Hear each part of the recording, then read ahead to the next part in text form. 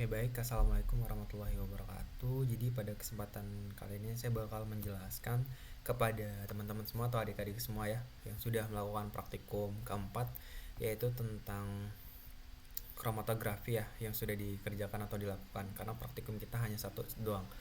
Kemudian kita langsung aja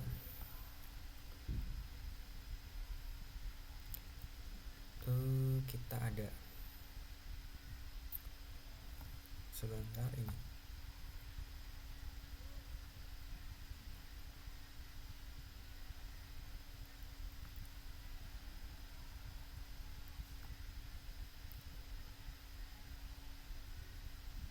Right.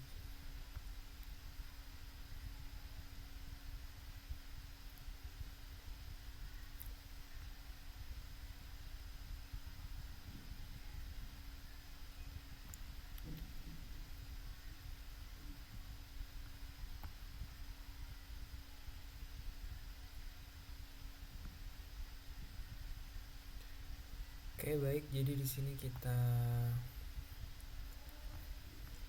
akan membahas ya terkait modul keempat, yaitu tentang kromatografi. Nah, adik-adik semua harus tahu kromatografi itu apa. Jadi kromatografi itu adalah metode analitik untuk memisahkan bahan kimia berwarna. Nah, contohnya itu teman-teman semua udah melakukan praktikum ini itu menggunakan spidol ya, spidol yang berwarna. Kemudian di sini ada juga terdapat pengertian yaitu kromatografi kertas. Itu merupakan salah satu metode identifikasi dan pengujian kemurnian suatu senyawa. Nah, dalam praktikum sampel yang adik-adik gunakan itu spidol berwarna, udah saya sebutkan sebelumnya ya. Nah, dengan teknik kromatografi itu kita bakalan memisahkan komponen zat warna penyusun tinta spidol. Nah, selanjutnya kita bakal menentukan nilai RF dari masing-masing komponen zat warna. Nah, nilai RF itu apa? Nilai RF itu adalah faktor retensinya. Jadi itu digunakan sebagai nilai perbandingan relatif antara sampel dan dijadikan acuan dalam mengidentifikasi sampel dengan cara membandingkan nilai RF yang tidak diketahui dengan nilai RF senyawa yang dikenal. Oke, langsung aja kita ke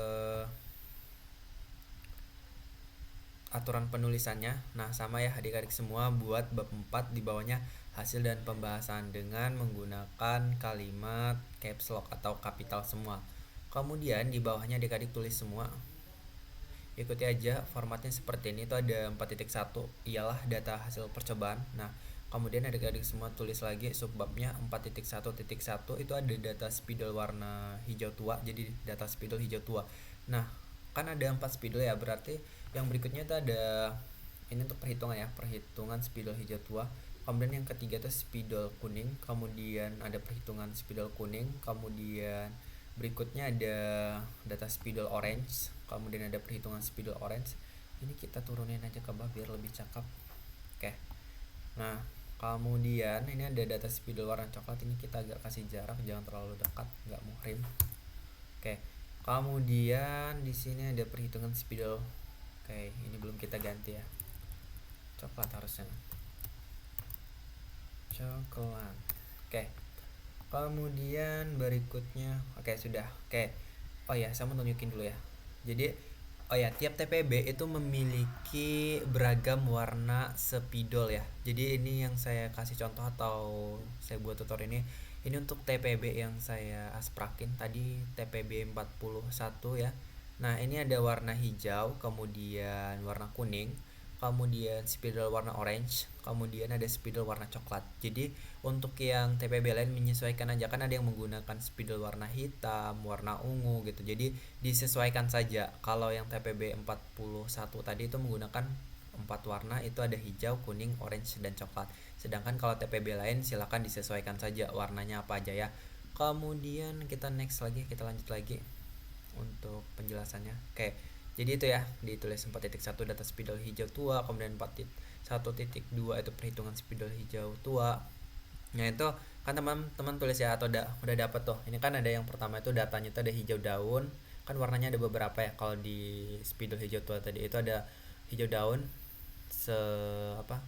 Sebesar 0,3 cm, kemudian hijau redup 0,8 cm. Kemudian untuk yang hijau sangat redup itu 1,6 cm. Nah, contohnya tadi seperti ini teman-teman. Nah, ini kan ada kertas kromatografi ya. Nah, ini ada warna hijau daun ya 0,3, kemudian ini ada hijau redup 0,8, dan ini tuh redup banget jadi 1,6 cm gitu. Jadi itu ya ditulis. Kemudian kan masing-masing warnanya ada yang kayak ini kan hanya menghasilkan 3, kemudian ini juga menghasilkan 3, kemudian yang ini menghasilkan 1, 2, 3, 4, 5. Jadi disesuaikan aja teman-teman. Oke, kita next lagi ya. Saya kasih tunjuk lagi biar nggak bingung. Oke, jadi untuk yang data spidol hijau itu hanya ada 3 warna yang dihasilkan. Ada hijau daun, hijau redup, hijau sangat redup. Masing-masing ini 0,3, 0,8, 1,6. Kemudian untuk perhitungannya seperti ini, teman-teman tulis atau adik-adik semua tulis 4.1.2 perhitungan spidol hijau tua.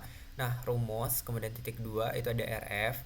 RF itu sama dengan, kita kasih jarak deh biar enggak rancu. Oke.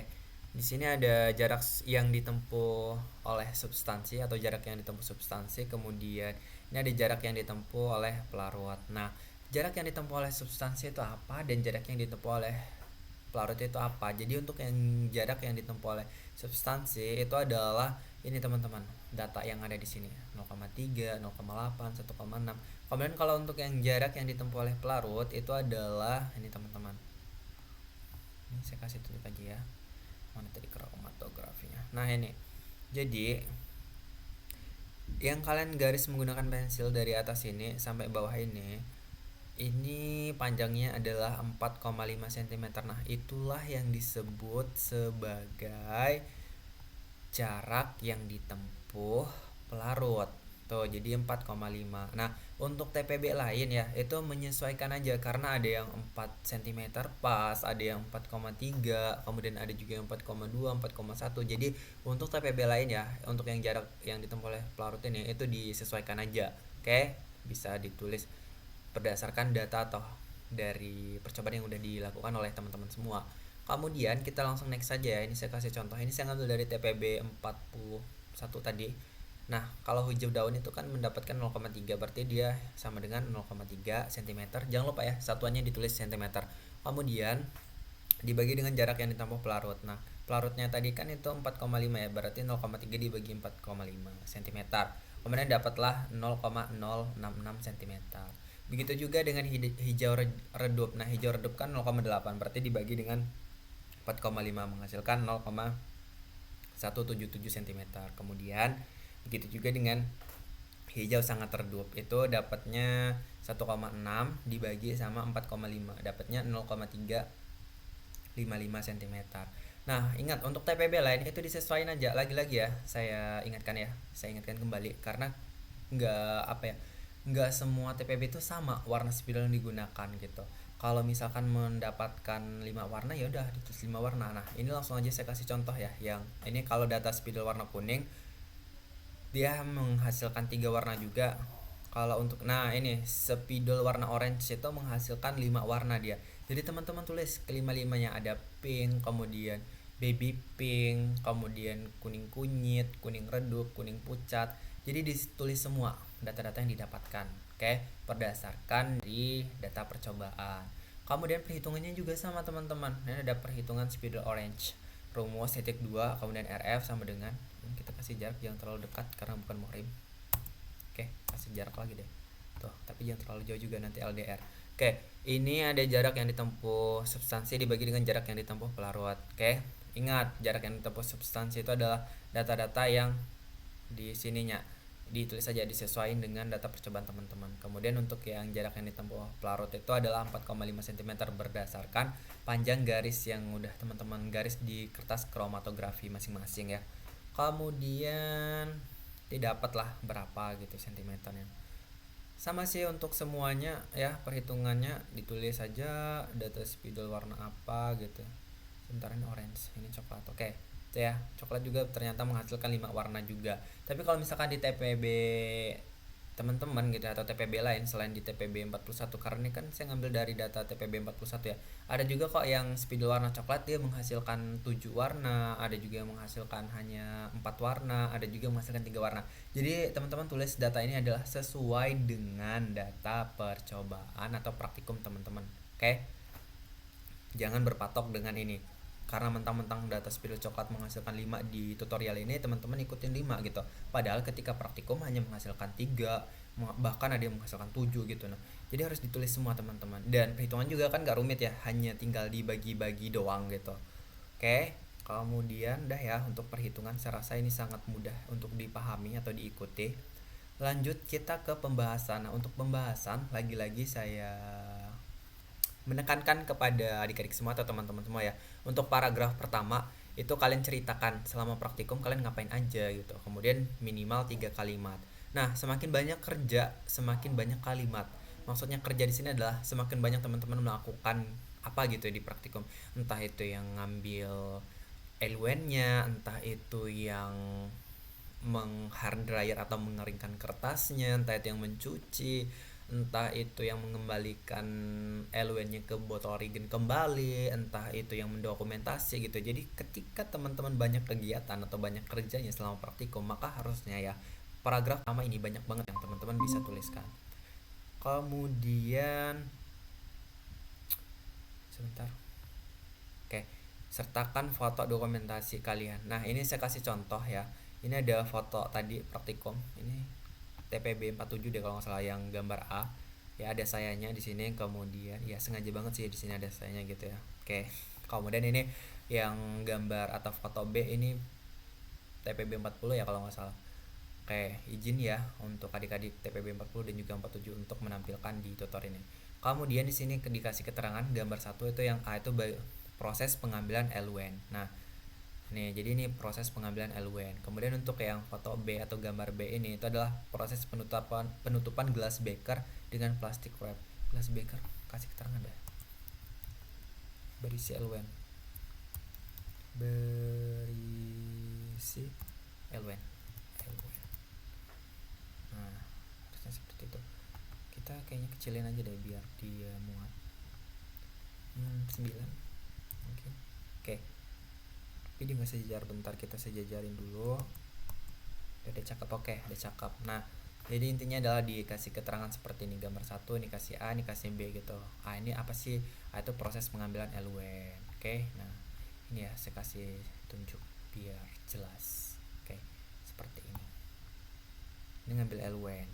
Kemudian kalau yang B ini nutup.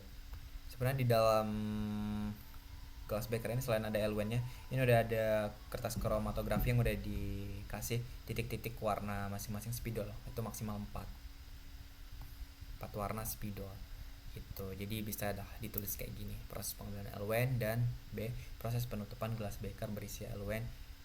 Ini harus berjarak, nggak boleh dekat karena bukan muhrim. Oke. Kemudian di sini udah saya kasih contoh ya untuk kalimat pada paragraf pertama. Jadi ketika praktikum saya mengambil eluen sebanyak 10 ml menggunakan pipet kolom dan blue dari botol regen dan dimasukkan ke dalam gelas beker 500 ml. Setelah itu, botol regen saya tutup dan gelas beker yang saya tutup juga menggunakan plastik wrap gitu ya. Untuk paragraf yang pertama. Sebenarnya ini bisa kembangkan lagi ya kalimatnya atau gunakan bahasa kalian sendiri. Ini hanya contohnya doang dan ini hanya ada, sebentar kita lihat titik 1 ada 2. Ini hanya ada 2 kalimat. Sedangkan ingat setiap paragraf harus ada minimal 3 kalimat. Ini untuk paragraf yang pertama. Kemudian untuk paragraf kedua teman-teman semua itu bahas ya kenapa sih spidol hijau, atau ini kan saya menyontohkan untuk TPB 41 ya. Dia menggunakan spidol hijau untuk yang pertama. Kalau misalkan teman-teman di TPB lain menggunakan spidol warna merah yang pertama atau yang warna ungu, jadi teman-teman tinggal tulis saja kalian bahas kenapa spidol warna ungu atau kenapa spidol warna merah gitu ya. Itu bisa menghasilkan beberapa warna gitu. Kemudian pakai jurnal minimal 10 tahun terakhir. Jadi kalian cantumkan juga foto dokumentasi seperti kertas kromatografi atau foto lainnya yang menampilkan warna pada kertas kromatografinya. Nah, boleh juga tempelin kertas kromatografinya. Ini saya kasih contoh ya teman-teman. Nah, ini adalah kertas kromatografi, ada fotonya ya. Ini yang warna hijau karena ini hijau. Nah, benar. Tuh hijau. Oke, udah kelihatan ya. Kemudian di sini dikasih keterangan gambar 2 itu adalah substansi spidol warna hijau gitu. Kemudian ini saya kasih contoh ya. Dari percobaan yang telah dilakukan didapatkan warna hijau daun, hijau redup, dan hijau sangat redup dari spidol berwarna hijau tua. Nah, hal itu dikarenakan apa? Itu alasannya harus berdasarkan jurnalnya 10 tahun terakhir gitu ya. Oke, kemudian ingat, lagi-lagi saya ingatkan ke teman-teman semua bahwasanya ini kan saya ngambil contoh dari TPB 41 menggunakan spidol warna hijau. Kalau misalkan teman-teman semua menggunakan spidol warna ungu, jadi tinggal diubah aja warna hijau ini diubah jadi warna ungu gitu. Oke, menghasilkan warna apa aja kan? Kalau di sini itu dia menghasilkan warna hijau daun, hijau redup, dan juga hijau sangat redup. Sedangkan kalau warna lain kan beda dia, jadi disesuaikan aja kalimatnya. Cuman ini saya kasih contoh aja gitu. Dan ingat, disertakan citasi atau referensi dari jurnal minimal 10 tahun terakhir. Jadi nggak asal berargumen aja teman-teman. Kemudian paragraf yang ketiga itu kalian bahas kenapa spidol kuning bisa menghasilkan beberapa warna. Juga sama sih sebenarnya. Paragraf ketiga ini itu kalau misalkan menggunakan spidol warna hitam gitu, ya udah diubah aja kata kuning ini jadi hitam gitu, spidol hitam gitu. Sama juga dicantumin jurnal minimal 10 tahun terakhir, kemudian cantumin juga foto dokumentasi seperti kertas kromatografi. Kemudian kalian tempelin langsung gitu ya kertas kromatografinya di sini juga boleh, kan ada beberapa TPB yang saya bilang kalau mau dibawa pulang juga boleh, silahkan gitu. Nah kalau misalkan mau ditempelin di laporan juga nggak apa-apa kertas kromatografinya gitu. Ini contohnya teman-teman. Jadi ini ada gambar 3 kertas kromatografi hasil dari percobaan atau hasil percobaan gitu. Kemudian contoh penulisan itu ada di paragraf kedua, dan jangan lupa ya dikasih alasan hal itu dikarenakan apa gitu. Oke. Kemudian paragraf keempat juga sama, ini kalian bahas kenapa spidol orange, atau lagi-lagi saya ingatkan setiap TPB warna spidolnya beda, jadi disesuaikan aja. Oke, itu bisa menghasilkan beberapa warna. Pakai jurnal minimal 10 tahun terakhir. Cantumkan juga foto dokumentasi. Sama aja sih sebenarnya penjelasannya. Dan ini contoh dari hasil dokumentasinya. Atau mau pakai kertas kromatografi atau mau pakai yang kayak gini juga boleh. Ini kan kalau ini yang warna hijau gitu ya. Sedangkan kalau yang ketiga ini tadi kan warna kuning. Kalau misalkan mau kalian ada foto yang bentukannya seperti ini, yang ngefotoin warna kuning aja, itu juga boleh dimasukin. Atau mau nempelin kertas kromatografinya juga boleh di paragraf yang lain gitu. Itu untuk pembahasan, jadi tinggal diikutin aja. Oke, serasa nggak sulit sih karena banyak banget kok jurnal-jurnal yang ada. Kemudian berikutnya ada bab 5 itu penutup ya. Kemudian di bawahnya 5.1 kesimpulan. Nah, lagi-lagi sebelum buat poin-poinnya, adik-adik semua atau teman-teman semua bisa kasih dulu kalimat pengantar. Kalimat pengantarnya di sini saya kasih contoh menggunakan bahasa saya sendiri, yaitu adalah dari percobaan yang telah dilakukan dapat disimpulkan bahwa titik 2. Kemudian baru di bawahnya dibuat poin ya. Yang pertama, ini udah saya kasih contoh. Spidol berwarna hijau menghasilkan, kok berjarak sih? Padahal udah halal tuh, menghasilkan kayak beberapa warna, koma, kemudian seperti hijau daun, hijau redup, koma, dan hijau sangat redup. Hal tersebut dikarenakan, nah ini kalian tulis saja berdasarkan jurnal ya yang ada di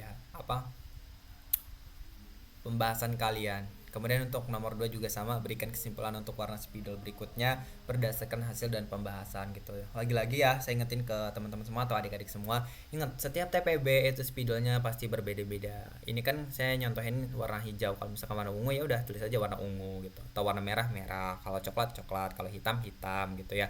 Jadi jangan berpatokan dengan tutorial ini gitu ya. Dan sesuaikan dengan data percobaan atau praktikum teman-teman semua gitu. Oke.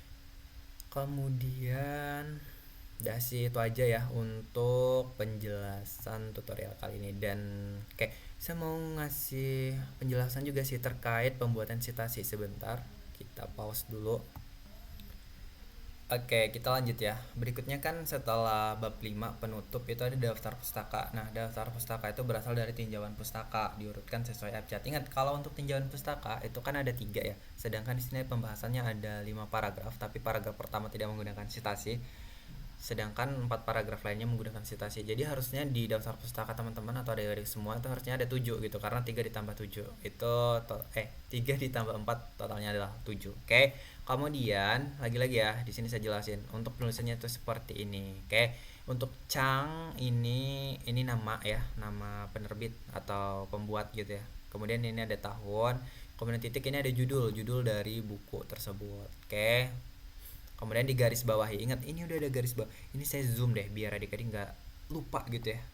Dan selalu ingat, ini ada garis bawahnya di bawah judulnya ya. Oke, di bawah judulnya. Kemudian di sini ada Siapa sih yang menerbitkan buku? Ini ada Erlangga, kemudian ini ada kota terbitnya di sini di Jakarta gitu. Oke, jadi ikutin aja formatnya untuk penulisan kalau misalkan referensinya dari buku seperti ini. Oke. Kemudian kalau misalkan dari jurnal, ini ada Kopkar ya yang menerbitkan jurnalnya. Kemudian tahunnya 1990. Ingat kalau sama saya itu minimal 10 tahun terakhir, jadi bukan 1920, 1990 atau 2001, 2000 kayak gitu, bukan, tapi 2014 harusnya tahunnya di sini. Oke, itu minimal. Oke, kemudian di sini ada judulnya, itu judul dari jurnalnya adalah Konsep Dasar Kimia Analitik. Kemudian di garis bawah ingat. Oke, ini udah saya zoom nih. Konsep Dasar Kimia Analitik ini ada garis bawahnya. Jangan sampai lupa, jangan sampai ketinggalan. Oke. Kemudian di sini ada institusi yang menerbitkan ya. Untuk jurnalnya itu dari Universitas Indonesia, kemudian kota terbitnya itu dari Jakarta. Kemudian untuk yang berasal dari website terpercaya ya, itu ada Tapsal ya, autornya, kemudian tahun 2018, kemudian judulnya itu ada antimikrobal, kemudian kalian tulis kalian ngaksesnya kapan, ini diakses pada tanggal 6 September, kemudian kasih linknya. Oke, lagi-lagi saya ingatkan bahwasanya di judulnya itu baik dari judul buku, judul jurnal, judul artikel yang teman-teman gunakan itu harus digaris bawahi. Oke, ingat ya, ini contohnya, jangan lagi-lagi ngide buat daftar pustaka dikasih 1, 2, 3 gitu atau di titik-titikin, itu enggak. Oke, jadi contohnya udah jelas seperti ini. Kalau masih salah, wallahu alam bisawab. Oke ya. Kemudian enggak, lampiran enggak ada karena kita udah masukin ke dalam pembahasan. Oke, saya pause dulu. Jadi cukup sekian ya untuk tutorial di modul keempat. Semoga apa yang saya sampaikan bisa diserap dengan baik ya. Kalau misalkan masih ada yang ingin ditanyakan atau masih bingung gitu, boleh banget untuk bertanya di kolom komentar ya. Kemudian sebentar, ini saya tidak bisa kah masuk dalam sini? Wah, sebentar. Wah. Oke, mungkin saya rasa cukup ya.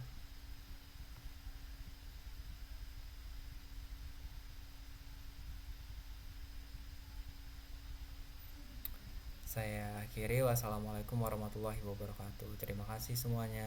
Oke, jangan lupa untuk subscribe, like, dan juga share ke teman-teman yang lainnya supaya channel ini bisa berkembang dan juga bisa lebih bermanfaat untuk banyak orang. Terima kasih.